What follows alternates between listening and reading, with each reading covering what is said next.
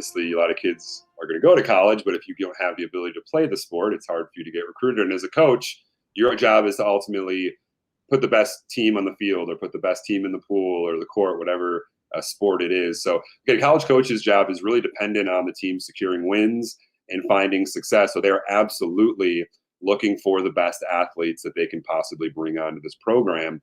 And it can vary by division level, right? A Division I school is going to have a different level of student athlete they're looking for versus a Division III school. So the athletic ability is certainly important. Danny, you talked about it. Being realistic, I think, is important there, right? From a student athlete standpoint, coaches are looking for a certain caliber of kid.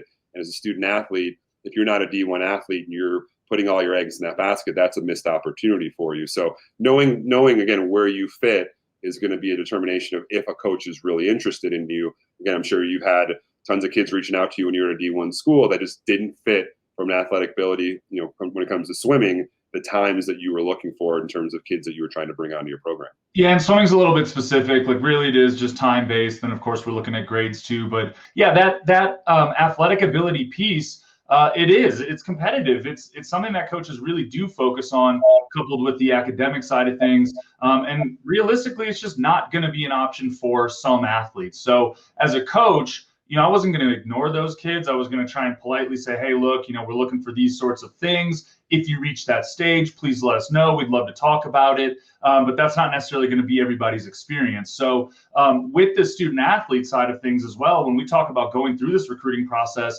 it can be challenging if you're trying to keep your head above water and aren't sure about how to read the responses from college coaches. But you don't want to get into a situation where you're targeting schools that are potentially out of your kind of athletic ability.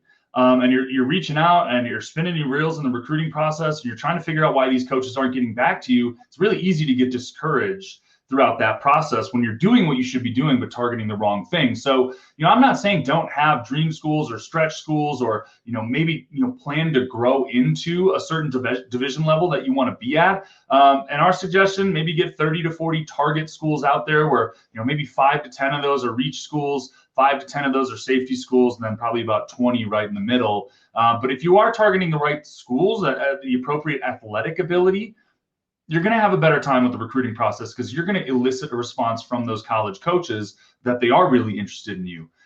Hey, everybody. Thanks for watching. Click our logo to subscribe to our channel and check out the other videos on our page for all things recruiting.